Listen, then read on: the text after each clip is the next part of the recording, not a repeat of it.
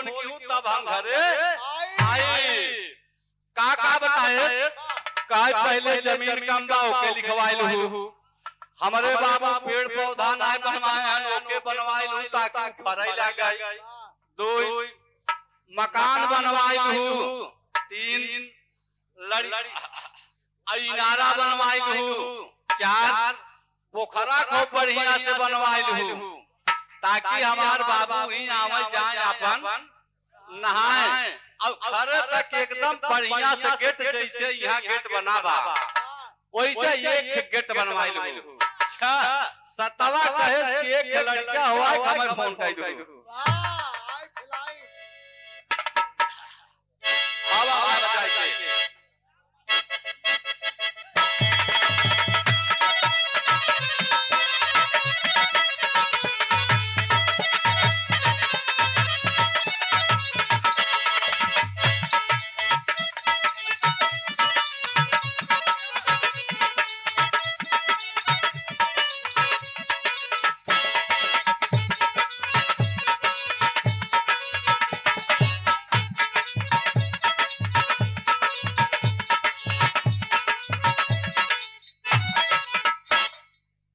हंसी के नारे बाबू हंसी के कहाई सुनाए रनिया जाता यही बंदे न करी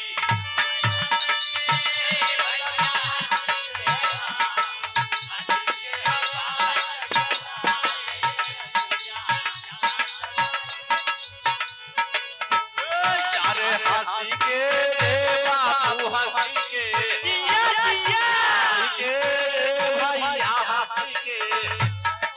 हंसी के कहाई सुनाए गोरिया जाता यही बांधे न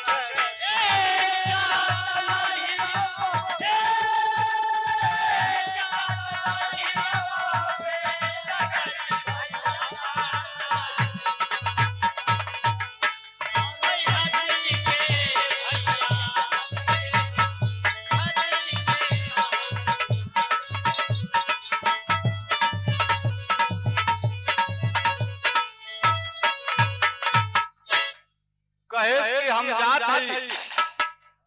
और हंसत काहे दोनों सब सवा बोलेला लेकिन दुल्हनिया समझ नहीं पाए ए बाबूजी धीरे धीरे वो बंबई पहुंच गेल काहे जौन रास्ता क्यों नहीं देखे रहा तू रास्ता ट्रेन और मोबाइल इतने बेर दिखाई देते कभी अंतरा के लाइन लगान का लगान काहे कही के ए बाबू कही के ये सैया कही के चला सन्ना का बाबा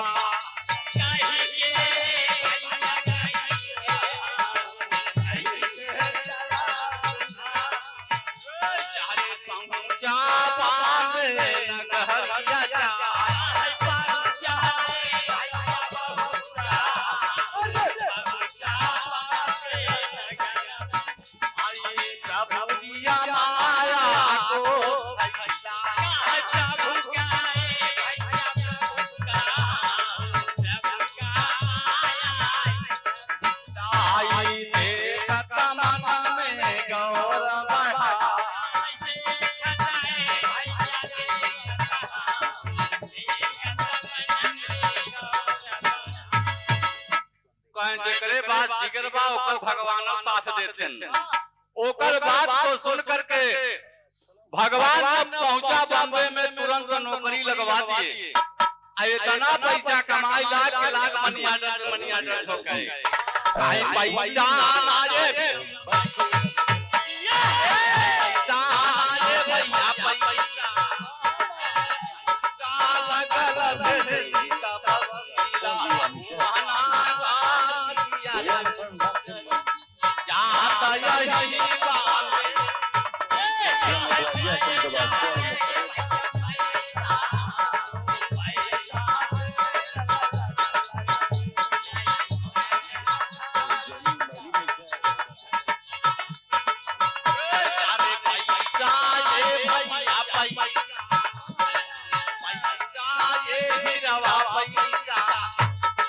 पैसा है रे गुजरिया जाता यही बात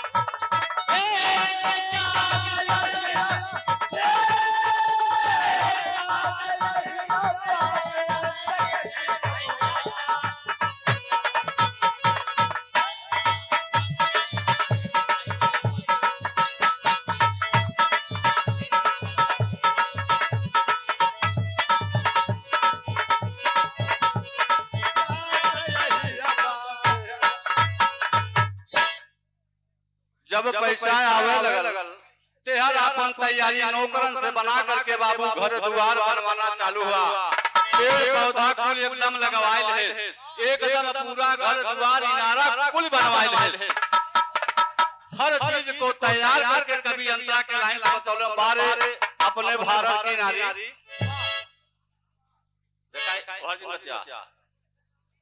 ए भैया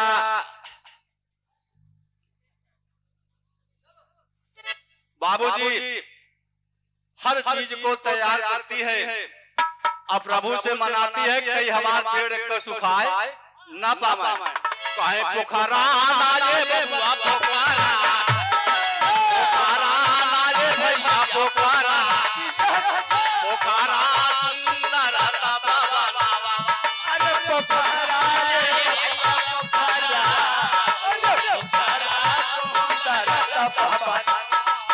लगलाई नारा मनना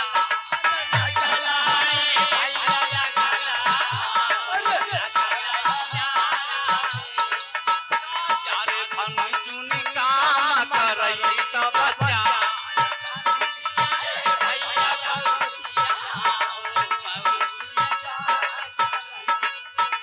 यारे पूरा ये बाबू पूरा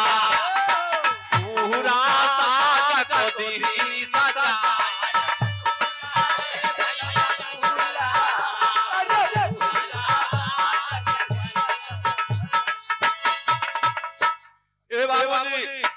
ये 51 रुपया अरविंद यादव जुड़पुर के धरती से अब भैया के यहाँ खजरी हो यहाँ हमार दीना भैया आवत है सुनते और वही 7 तारीख के यहाँ मरियाहो मंडी में हम लोगों का प्रोग्राम है प्रतिभा सुमन से। ये 51 रुपया भैया को बार बार प्रणाम करते हैं। बाबूजी हर चीज को तैयार कर ले और तैयार करके तब अपने बूढ़ा साहब का कहा दिया लाए अम्मा कहा दिया लाए बिरवा कहा दिया सुनाला मैं गरतनी क्या मोदी जी का यार गुजरिया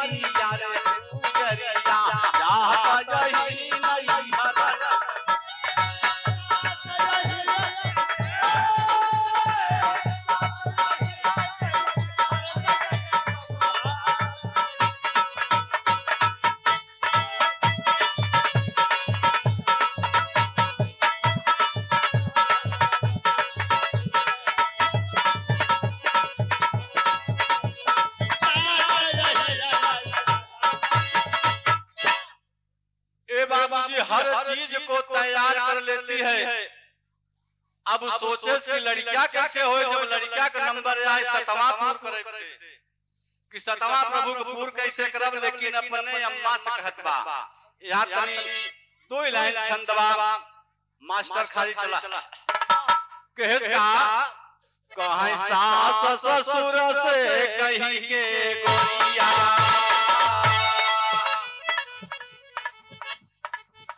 अब जाता यही नहीं हर नगरी नहीं हर नगरी कहीं के भैया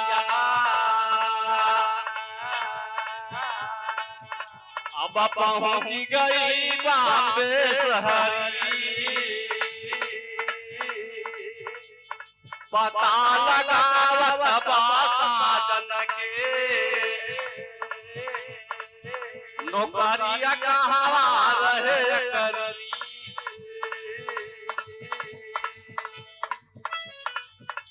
ए बाबूजी बम्बई तो पहुंच गए, अपने सास ससुर से कहे कि हम नैहर नगरी जाते ही, नैहर नगरी कह के बॉम्बे पहुंच गए। पता लगावत बा के प्रभु कहाँ नौकरी करते हैं।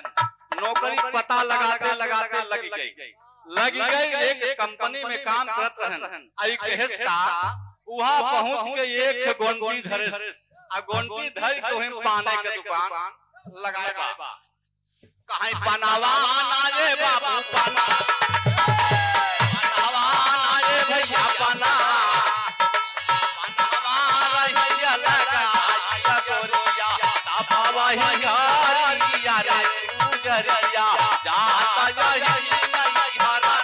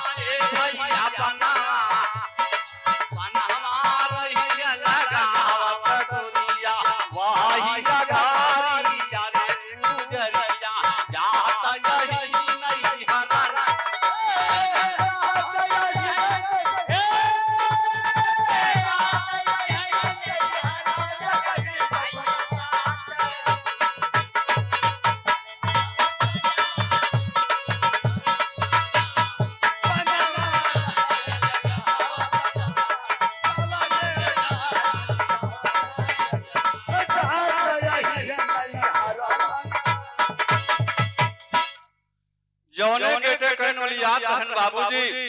उही गेटे पर रानी गुंटी लगा के पान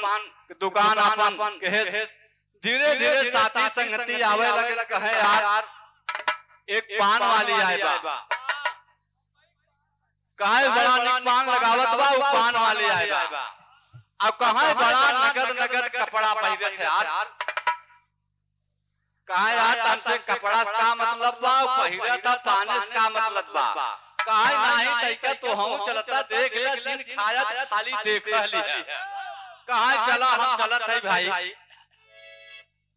कहे पहुंचे नारे बाबू पहुंचे, पहुंचे नारे सैया पहुंचे, पहुंचे गुंटी अकेला गया।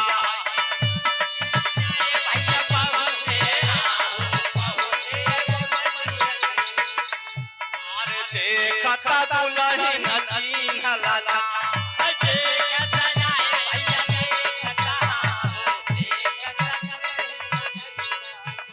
चारे घटाया बनता बनता काई।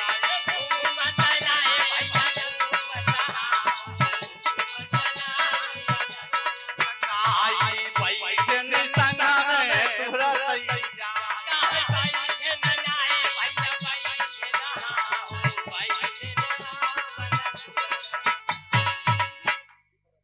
ए बाबूजी जा करके बैठ गए। और जब वहां बैठ गए, बेंच लगल बा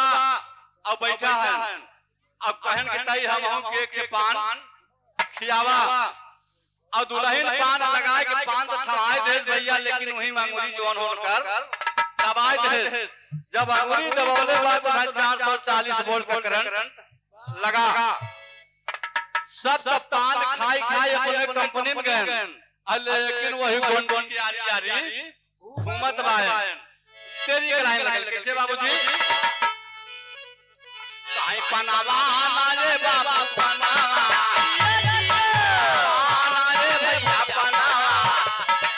पनावा खाई के घूमई लागे। वाही घारी यारे गुजरिया जाता जाई।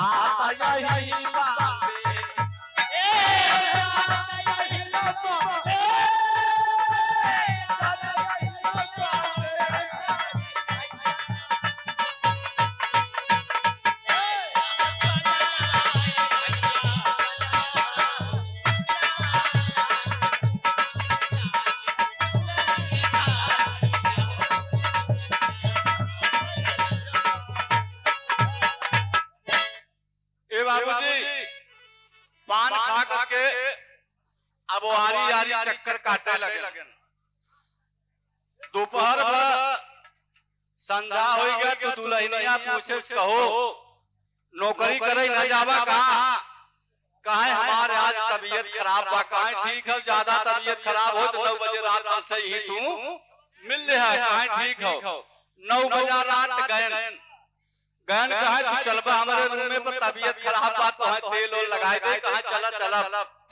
रूम पर लिया के पहुंची बाबूजी। जब रूम पर पहुंची तब भगवान से विष्णु साराधना केस के देखा प्रभु इज्जत पानी तोहरे हाथे में कैले क्या बाबूजी हर चीज देखा भाई मेहनत के लिए दुनिया मेहनत करत है वही के नाते बाबूजी वो लड़की किसी को बगैर बताए अपने दुल्हा से बॉम्बे पहुंची और उनसे कहे देखा हमार तो हर कुल हो आप लोग मतलब कि समझ लायक वही लेकिन एक बात हम पहले तो छोड़ कर दागा 1 रुपया सिक्का को लाल कहे और लाल कई के एकदम दाग दे तो पक्का हो गया तो जीवन में हर होई वाला नहीं है कहीं दाग सी नाये बबुआ दाग सी नाये बबुआ दाग के तीन न को दीनी बाबा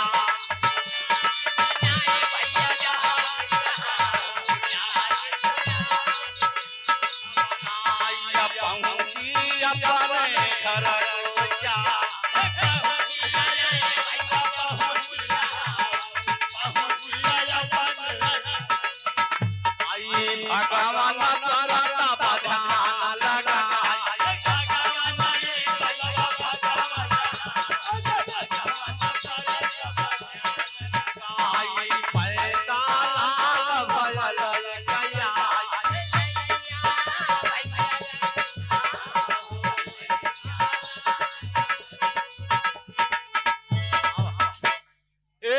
बंबई से चली जाए बेचारी नैहरे नहीं गए अपने ससुरे आए एक लाल को जन्म देती है और जब जन्म दे तो पूरा दुनिया में हंगामा मच गया कि फलाने के पतो हो लड़किया बा और फलानवा बंबई बा भैया एक लड़की की अगर ऐसे सुना तो पूरा गांव देश कहे लागत है। अब कभी ने हमारे गाना लिखे कहाँ करण हनुमान सुग्रीव अंगद बुध बलिदानी हो बलशाली व्यास कुमारी नाता से ये गलत बात तो नहीं हरे जाए के परे तू आपन लड़किया उठा कहे जब से वो नहीं तब से हम नहीं हरे जाबो कहे चिट्ठिया ना रे बाबू चिट्ठिया पहुंची बे जाई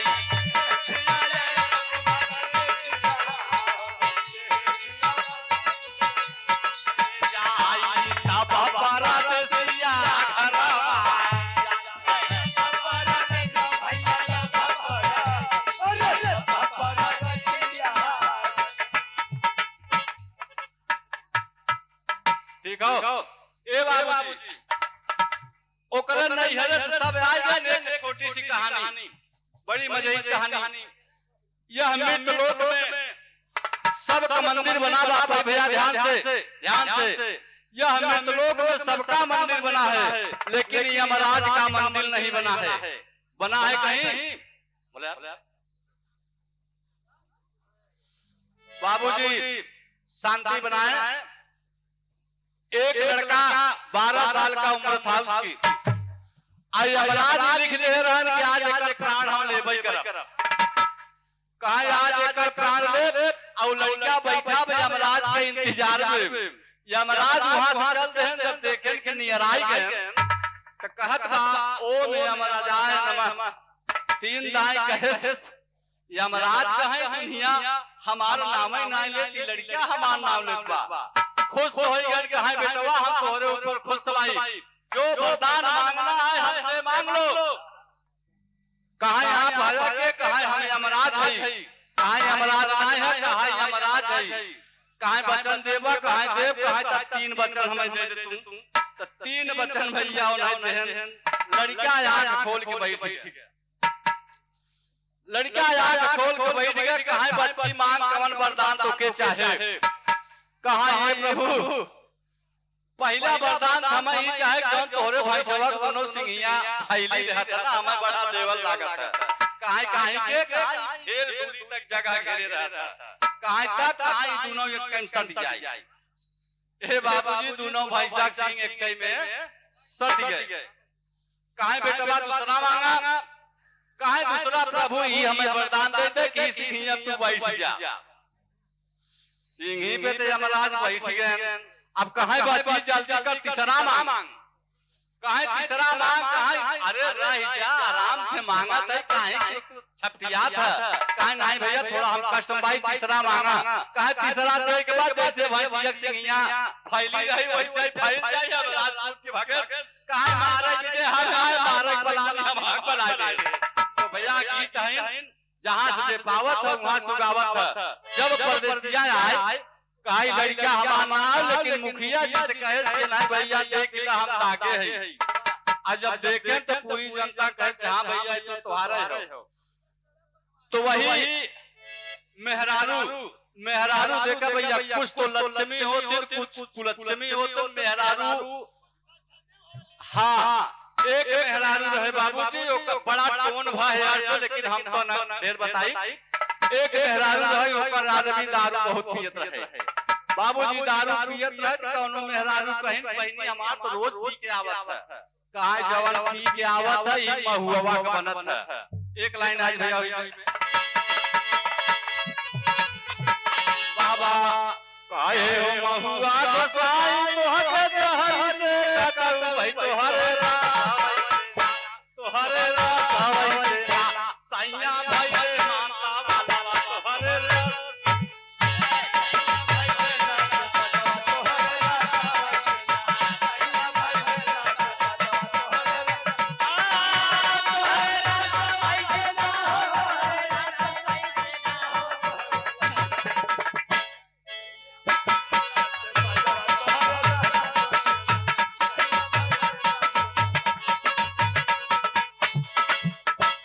गाना का अंतिम लाइन लगा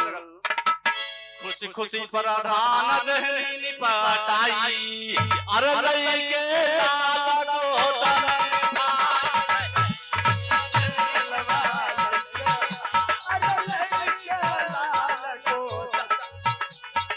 बूढ़ा बूढ़ा खुशिया माना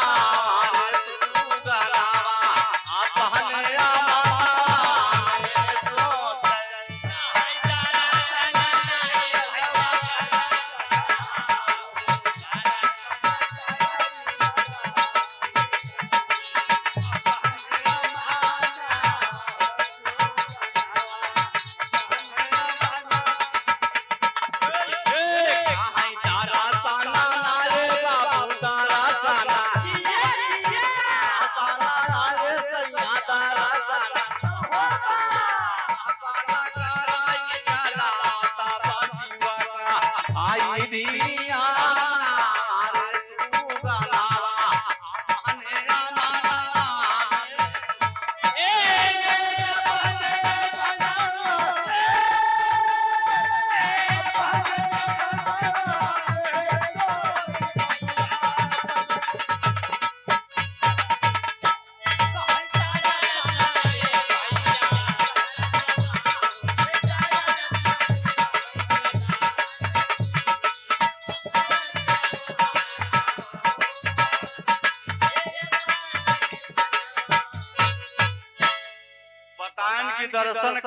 चला तब शिव का धई धियनवा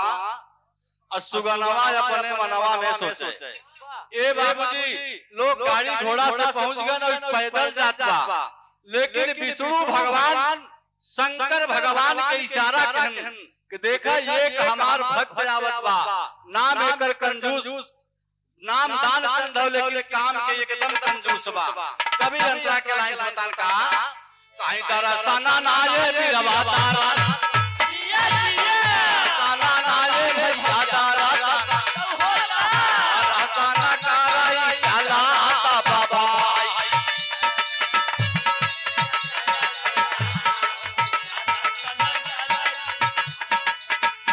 यारे से दुआ खूब सीगा दिया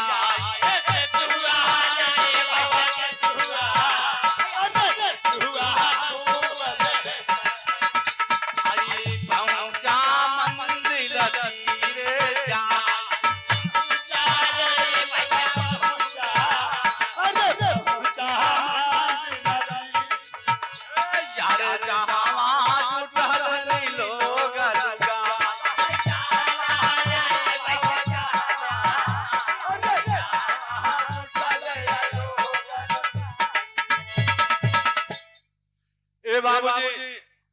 मंदिर के तीरे गए तो वहां भैया नदी में सब नहात रहन। अजे जे नहाय के निकले बाबूजी 1 रुपया 2 रुपया दान चंद देखत बा सब पंडा के देत हैं। तो दान चंद सोचस कि हमहु नहात हमहु के 1 रुपया यहां दे हक करे। तू चला गा मंदिरवा के पिछवाड़े कि हम चलता ही हर नहा दूसरे घाटे पे, लेकिन बाबूजी दूसरे घाटे पे 1 रुपया बचावे भी बेचारा चला गया वहां कब्रिस्तान रहा।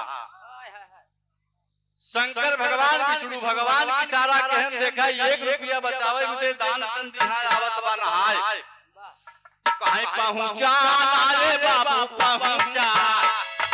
पहुंचा नारे भैया पहुंचा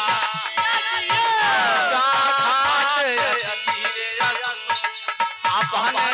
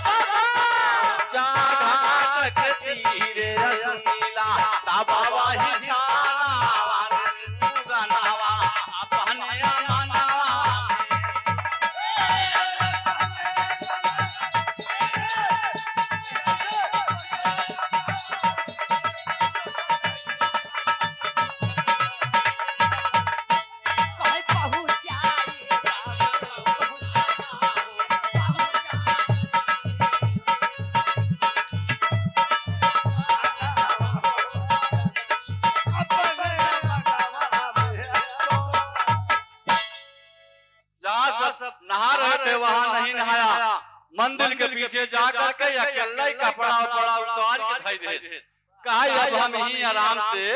नहाबै और यहाँ के बाना हवा पानी कुल चलत बा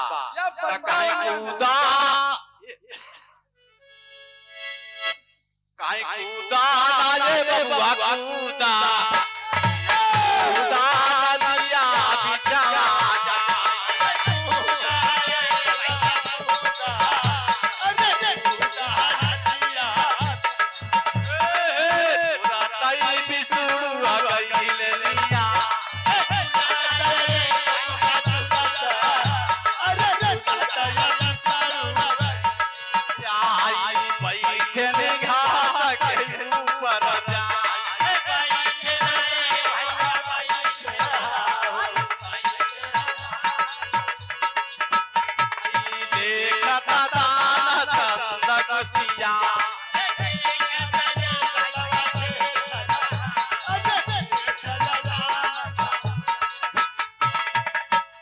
खूब अकेले मल में हाथ बा शंकर भगवान इशारा विष्णु भगवान केहन दान चंद आय नहात बताई पहुंचत ए बाबूजी विष्णु भगवान एक पंडा का रूप पकड़ के ही पहुंचत एहर तेरी के लाइन लगत कैसे काहे डुबकिया लाए से रवा डुबकिया लाए से रवा डुबकिया दिया लगाया काला माना गुनाना गनावा अपने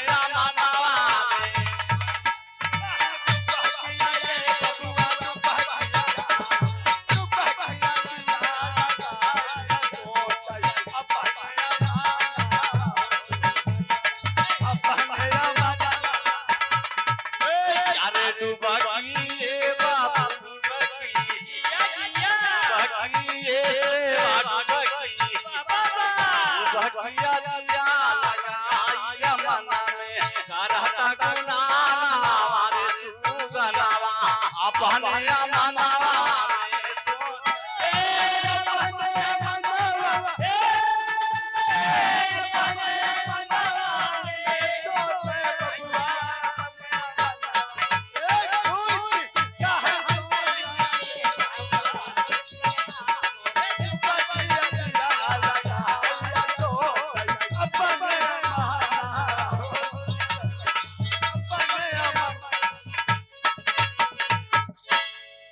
पानी में जब डुबकी लगाए तो विष्णु भगवान पंडा बन के आए गए।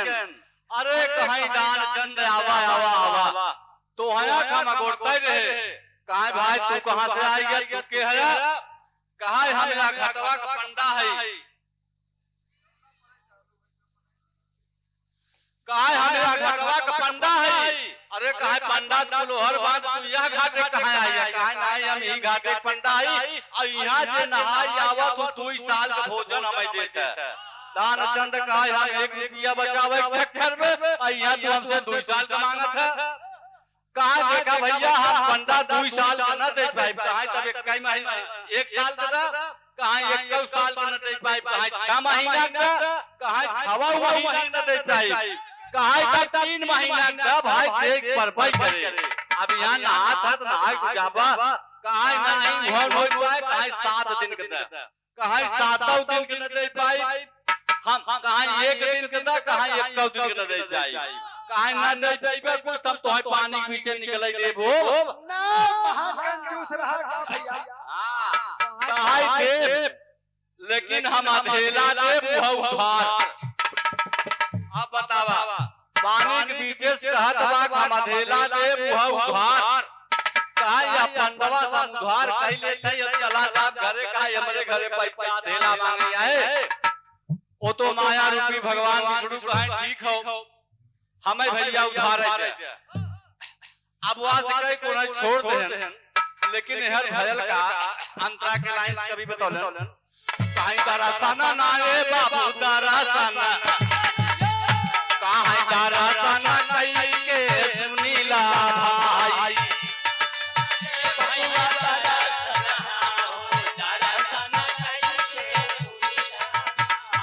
पहुंचा घरा अपने जाए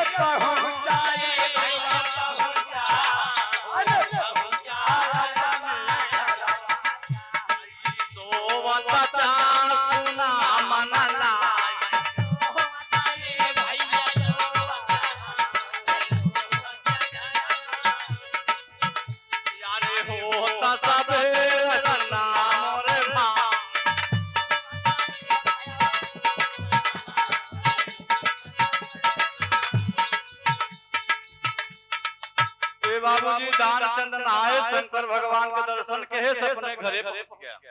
घरे पहुंच गया तान के चदरी सोवा सबेर भक्त विष्णु भगवान पहुंच गए पंडा ग्रुप पकड़ के करे घरे और ओकर मेहरारू बटोरत रहे कहे कहो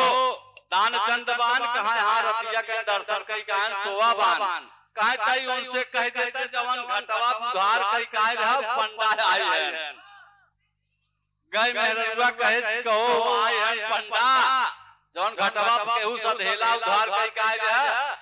कहां बड़ा नीचे आदमी बा अधेला भी हमरे घरे चला आए कहो इतना दूर हमार घर हमरे घरे चला आए तो पंडा कहे जो कह दो तो रतिया मर गए। अब मेहररुआ बाबू चलल बा यहाँ टेरी के लाइन में भयल का कहे हो तया लाले बिरवा हो तया लाले बाबा हो सबेरे भगवाना पंखे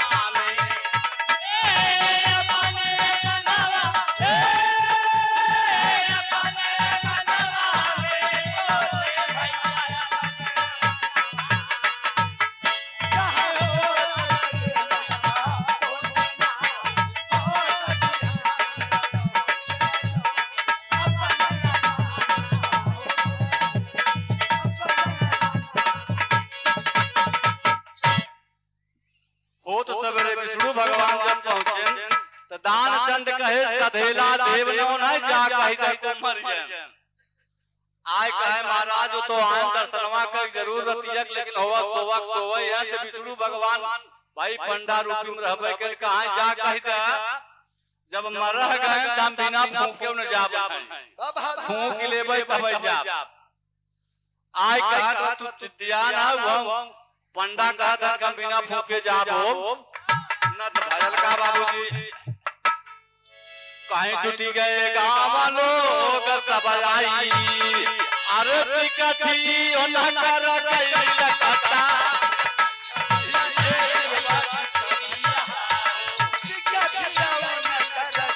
अरे कसी कसी रसरिया में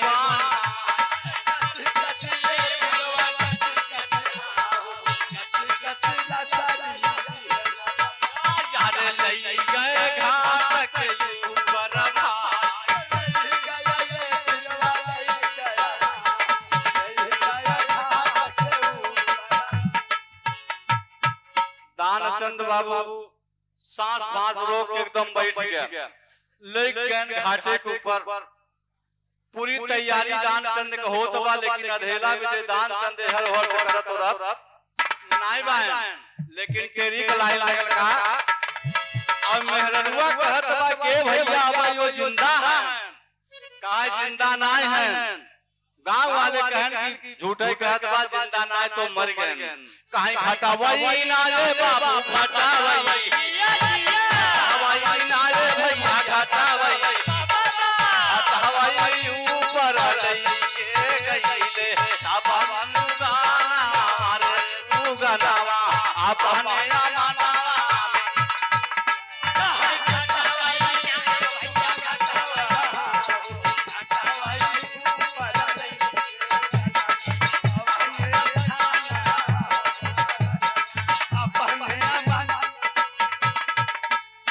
गाना का अंतिम लाइन लागल बाबूजी जब लाश जलाने की तैयारी भई तो विष्णु भगवान कहन के तैका हम ओके गुरु मंत्र दे दे अब तो जाता बा पहुंच गए लगे कहे देखा हम विष्णु भगवान है पट से अकिया खोल दे विष्णु भगवान फिर वही पंडा के रूप में आए कहा हम मान गए भाई अधेला तू देबा होबा ना एक काम कर चला तोहार मोक्ष कह दे बारे दानचंद तो इतिहास रच दिया तब भगवाना ये बाबू भगवाना भगवाना कहई लगे नहीं समझा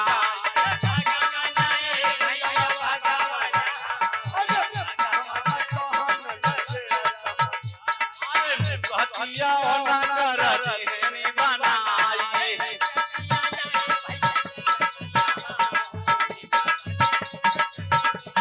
जनाई जिंदा दानचंद भैया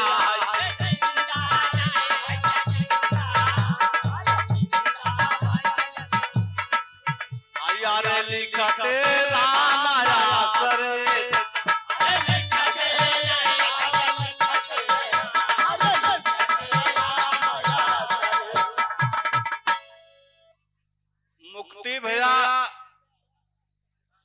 सबके भगवान करथन ला हम बदल देते कहीं गावई नाए बाबू गावई